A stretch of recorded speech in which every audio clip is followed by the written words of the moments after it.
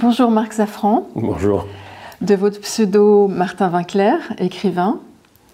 Vous êtes conférencier, enseignant, écrivain et médecin. J'aimerais commencer cet entretien en vous posant une question. Il y a un aphorisme qui m'a intriguée dans votre dernier roman France en Amérique et qu'on retrouve d'ailleurs aussi dans le roman Le cœur des femmes. Quand on pose une question, on n'obtient qu'une réponse. Ça vient de ma formation en groupe BALIN, qui sont des groupes de réflexion des médecins sur leur relation avec les patients. Et notre animateur, Pierre Bernachon, nous avait dit que lui-même, dans son groupe, avait appris ça.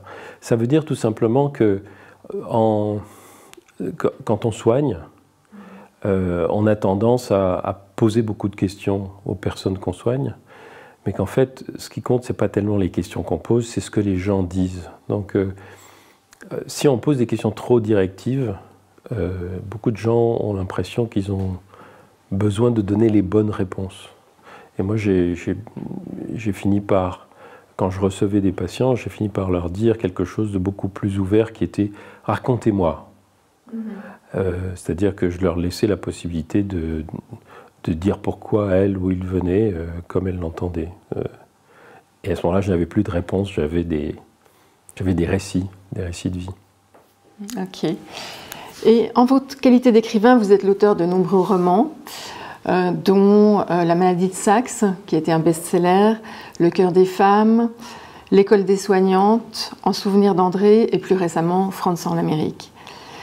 Vous avez dit qu'en écrivant vos romans, vous faisiez de l'éthique médicale sans le savoir. Est-ce que vous pourriez nous parler du rapport qu'il y a pour vous entre littérature, écriture, éthique et santé? Alors c'est à l'occasion, ce sont les Québécois qui m'ont fait comprendre que je faisais de l'éthique sans le savoir. C'est-à-dire que quand La maladie de Saxe a été publiée, ils m'ont fait venir en me disant « vous parlez d'éthique du soin ». Et j'en avais absolument pas conscience parce que je n'avais pas de formation en éthique du soin. Je connaissais un certain nombre de choses intuitivement, mais je n'étais pas formé à l'éthique du soin. Et j'ai fini par comprendre que ce dont mes collègues éthiciennes et éthiciens me parlaient, c'est le fait que l'éthique du soin repose essentiellement sur l'écoute et la compréhension du discours de la personne qu'on soigne. Et c'est ça le rapport entre la médecine, l'éthique, la littérature et le fait d'écrire, c'est qu'en tant que médecin, j'écoute des récits. En tant qu'écrivain, je retranscris les récits, ou je fais des récits qui sont des récits qui me sont propres. Et tous ces récits sont porteurs non seulement d'anecdotes et de savoir, mais ils sont aussi porteurs de valeurs et d'émotions. C'est d'ailleurs beaucoup plus important en fiction que dans les récits qui sont des récits documentaires ou dans des livres de non-fiction. C'est-à-dire que ce qui est très important, c'est cet entremêlement entre l'information, l'expérience et les émotions. Et fondamentalement, la réflexion éthique, elle est autour de ça. Hein. C'est-à-dire que ce qui compte dans le soin, c'est ce que la personne soignée ressent. Avant d'avoir été soignée, quand elle est malade, et après avoir été soignée et traitée, elle peut être encore malade, mais elle peut se sentir mieux.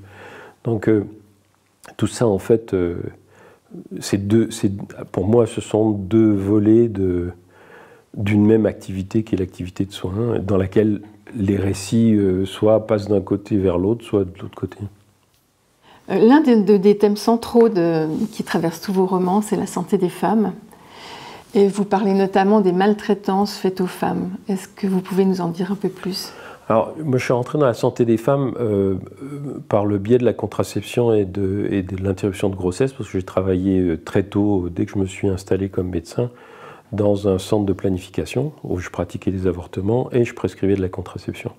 Et j'ai pris conscience très tôt du fait de quelque chose que j'ai verbalisé seulement récemment de façon beaucoup plus formelle, c'est que la charge physiologique des femmes est infiniment supérieure à la charge physiologique des hommes. Il ne se passe pratiquement rien dans le corps d'un homme en dehors de la puberté pendant toute sa vie et du vieillissement qui est commun à tout le monde. Alors que dans un corps de femme, il se passe beaucoup plus de choses de manière répétée entre le moment où cette femme atteint la puberté et le moment où elle atteint la ménopause. Et même après, il se passe encore des choses. Et cette charge physiologique fait que les récits de vie des femmes sont infiniment plus riches, infiniment plus compliqués, et sont assortis aussi d'infiniment plus de souffrances. Alors, comme en plus j'étais médecin généraliste et qu'en médecine générale on reçoit pratiquement, sur 10 personnes, on reçoit 7 femmes qui consultent pour elles, pour leurs enfants, pour leurs conjointes ou leurs conjoints, pour leurs parents, pour leurs amis, enfin bon. La santé des femmes, c'est la santé, à mes yeux. Et donc évidemment, je me suis mis à écrire sur ce sujet et aussi sur des sujets proprement scientifiques qui étaient liés à la santé des femmes.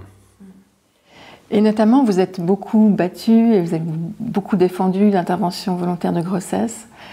Quelle est votre opinion sur le sujet et pourquoi pensez-vous que c'est toujours un sujet d'actualité? C'est un sujet d'actualité parce que fondamentalement, l'interruption volontaire de grossesse, c'est le prototype de la question éthique. C'est-à-dire, en éthique, il y a un certain nombre de principes de base, hein, bienfaisance, non-malfaisance, justice, mais il y a aussi un principe qui est l'autonomie de la personne.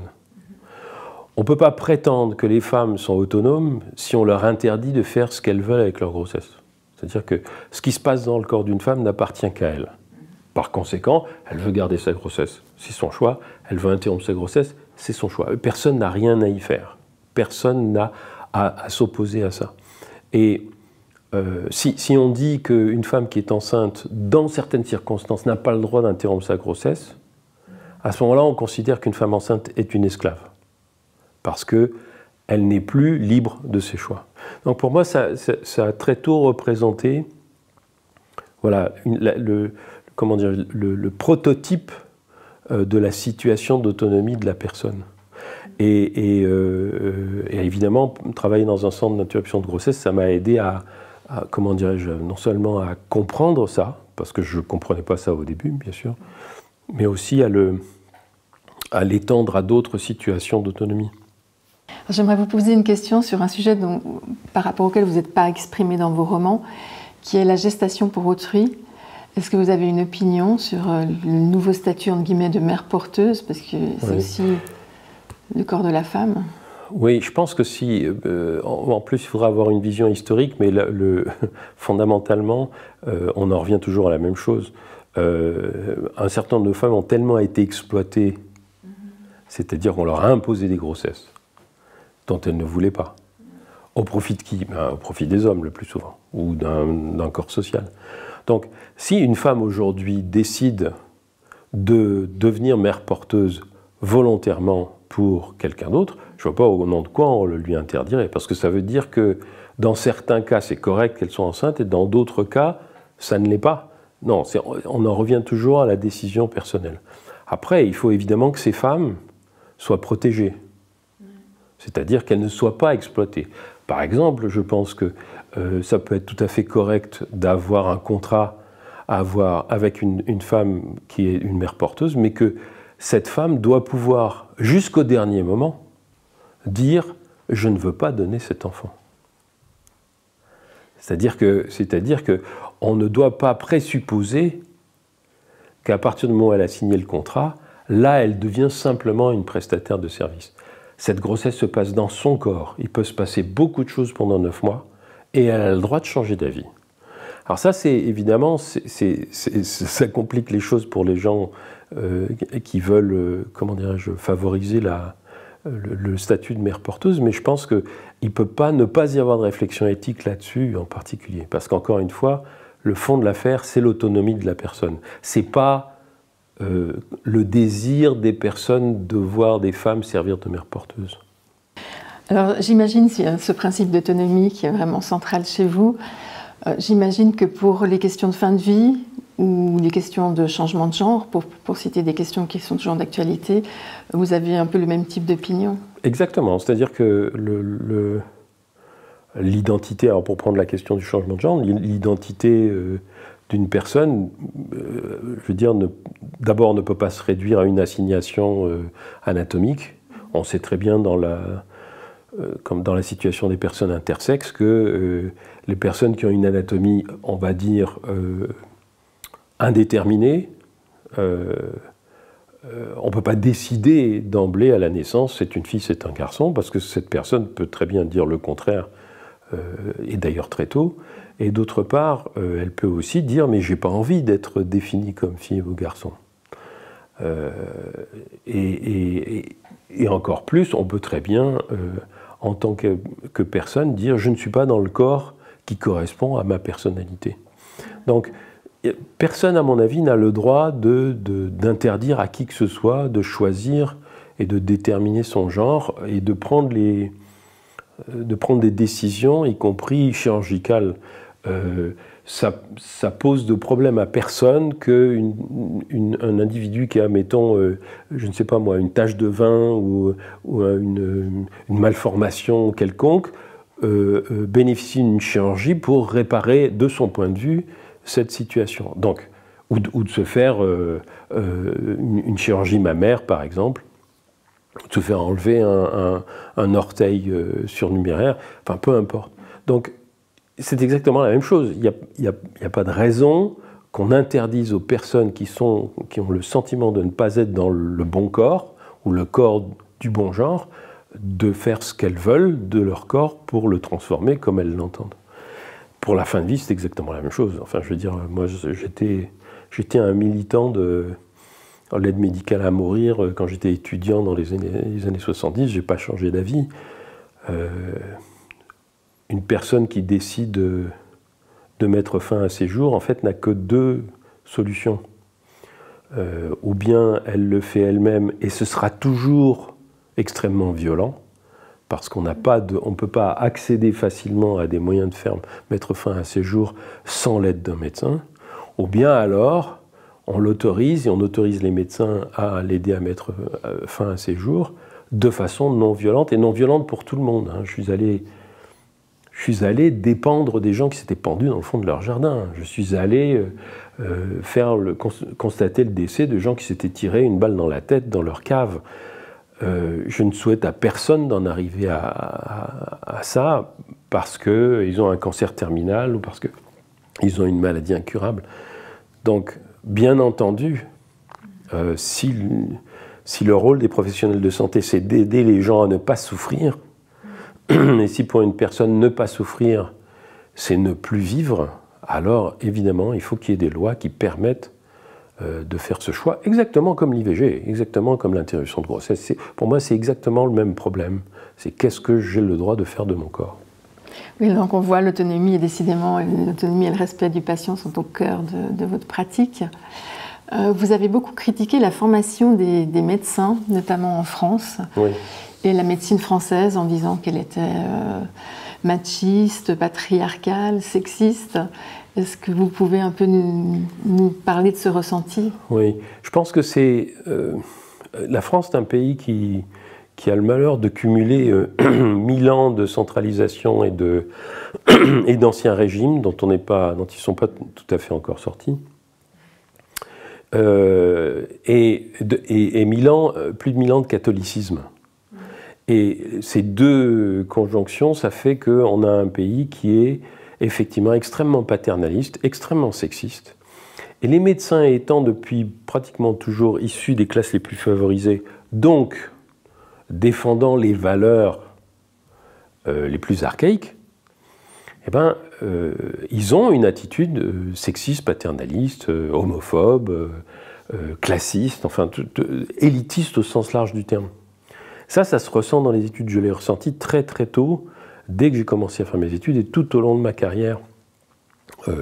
J'ai exercé la médecine 25 ans en France, j'ai toujours ressenti ça. Donc ça me paraissait très important, non seulement de le souligner, de le décrire, mais aussi de dire que c'est contraire à l'éthique. Parce que bien évidemment, une médecine élitiste, ce n'est pas une médecine qui respecte l'autonomie.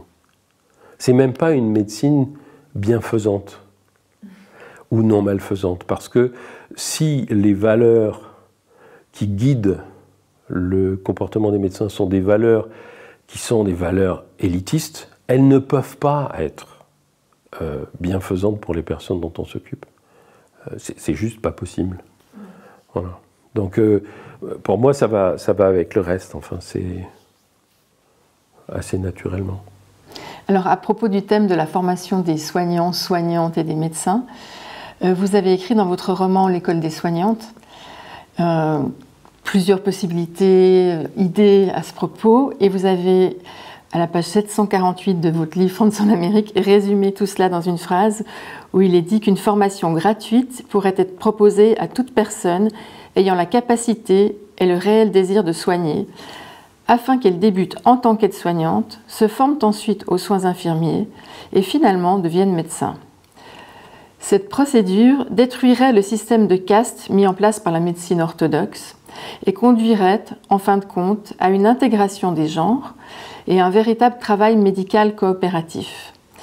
Est-ce que vous pouvez nous en dire un peu plus? Alors, cette phrase n'est pas de moi, cette phrase vient d'un livre qui s'appelle « Sisterhood is Powerful », et en particulier d'un article écrit par une infirmière dans ce livre, dans les années 70, qui justement faisait une critique, comment dirais-je, une critique du système de santé. Et ça m'a accompagné pendant très longtemps. C'est ça qui m'a guidé aussi dans ma propre formation. J'ai été aide-soignant, infirmier, externe, etc. Je crois que l'une des expressions de l'élitisme, c'est précisément faire croire à la population que finalement il y a des gens qui sont capables d'être médecins, et puis les autres qui ne sont pas capables d'être médecins, ils vont faire le reste. Alors qu'en fait, ce n'est pas vrai. C'est-à-dire que pour des raisons qui sont des raisons de classe, il y a des gens qui seraient parfaitement capables d'être médecins, qui ne peuvent pas le devenir parce qu'ils n'ont pas les moyens financiers de le devenir, et il y a des personnes qui sont médecins et qui sont véritablement pas à leur place, qui ne devraient pas l'être, parce qu'ils exercent la médecine comme un lieu de pouvoir et non pas comme un lieu de soins.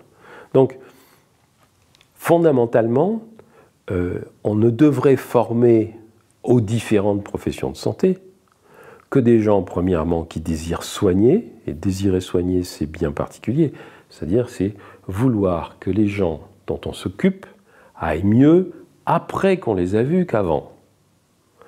Aillent mieux de leur point de vue, pas de notre point de vue de soignant, mais de leur point de vue. Est-ce que vous allez mieux? Oui ou non? Bon. Donc, il faut qu'ils aient envie de soigner, il faut qu'ils aient des capacités, bien sûr, mais ça, on les découvre qu'au fil de la formation. Hein. Il faut qu'ils aient des désirs. On choisit le genre d'exercice qu'on va faire en fonction de ses appétences personnelles. Mais ça ne devrait pas être quelque chose qui est conditionné par le milieu d'origine, par les moyens financiers. Si on fait un système de santé, un État qui construit son système de santé devrait concevoir les professionnels de santé comme précisément des gens qui rendent des services, et non pas comme des gens qui vont acquérir un statut. Alors, en France, à l'heure actuelle, on devient médecin pour acquérir un statut, pas pour rendre un service. D'ailleurs, c'est pour ça que les médecins sont payés à l'acte, toujours. Mais, alors qu'en Angleterre, les médecins de famille, ils sont salariés. Bon. Donc, et ça marche très bien aussi. Recentrer, si vous voulez, la formation des soignants sur les services à rendre à la population, ça permettrait justement de former des gens qui ont envie de soigner et de les former correctement d'où qu'ils viennent. Et puis deuxièmement, ça éviterait d'avoir cet éclatement en différentes professions qui se chamaillent et qui essayent d'avoir des relations de pouvoir. Donc, je l'ai vu aussi dans des pays dans lesquels il y a beaucoup plus d'égalité entre les professions de santé. Au Canada, vous n'entendrez jamais un médecin dire quelque chose de désagréable sur une infirmière ou sur une kinésithérapeute. Ils vont travailler ensemble. C'est considéré comme pas correct de dénigrer les autres professionnels. Oui. Et vous ne croyez pas qu'il y a eu une évolution quand même, sujet, même en France? Alors, je pense qu'il y a une évolution parce que beaucoup de professionnels veulent que ça change. Mais le problème, c'est que les institutions ne changent pas. Les réglementations ne changent pas. La mentalité générale de ceux qui forment ne change pas. C'est ça qui pose problème. Pour pouvoir former des gens autrement, il faut que les formateurs pensent autrement. Oui, je comprends. Et tant que les formateurs... En France, il y a un patron de service hospitalier universitaire et le patron de l'enseignement, de la recherche et du soin. Et il est nommé à vie. C'est aberrant. D'abord, il faudrait que ça tourne, et ensuite, on ne peut pas être responsable de tout ça et imposer sa façon de voir à tout le monde. Mais tant que c'est construit comme ça, de façon pyramidale et paternaliste, ça va être très difficile de faire changer les mentalités. Il nous reste un petit peu de temps. Je voulais aborder la question de la vocation médicale. Dans la maladie de Saxe, il est dit, page 657, « La médecine est une maladie qui frappe tous les médecins de manière inégale. Certains en tirent des bénéfices durables, d'autres décident un jour de rendre leur blouse parce que c'est la seule possibilité de guérir, au prix de quelques cicatrices. Qu'on le veuille ou non, on est toujours médecin, mais on n'est pas tenu de le faire payer aux autres, et l'on n'est pas non plus tenu d'en crever. » Oui. Pouvez-vous expliquer ce passage ? C'est-à-dire que maintenant, je dirais plus on est toujours médecin, je dirais on est toujours soignant. C'est-à-dire que le soin, c'est une activité à la fois altruiste et extrêmement prenante, qui consomme beaucoup d'énergie et dont à cause de laquelle on peut faire des burn-out. Donc, je crois que on reste toujours soignant, mais on n'est pas obligé d'en faire un métier. Et aussi, on n'est pas obligé d'en faire un métier toute sa vie. C'est-à-dire, on n'est pas obligé de se consumer dedans. Si c'était moins hiérarchisé, ce serait beaucoup plus possible de changer, d'être d'abord, par exemple, soignant, ensuite de devenir un formateur de soignants ou de soignantes, et de le faire de façon beaucoup plus fluide. Mais la rigidification des professions fait que, voilà, ou bien on reste dans son métier de soignant et on le pratique mal parce qu'on est épuisé, ou bien alors il y a des suicides aussi parmi beaucoup de soignants parce qu'on a des conditions de travail pas forcément bonnes, ou bien alors on s'en va et on perd les possibilités de partager ce qu'on a appris, et ça c'est un peu dommage. Donc oui, je pense que c'était ça que la phrase voulait dire, c'est-à-dire qu'on devrait pouvoir partager ce qu'on a appris sans se consumer dans le soin et encore une fois sans faire du mal aux autres. Nous arrivons au terme de cet entretien. Merci Martin Winkler d'avoir partagé vos opinions avec nous. Merci à vous. À bientôt à la Fondation. À bientôt.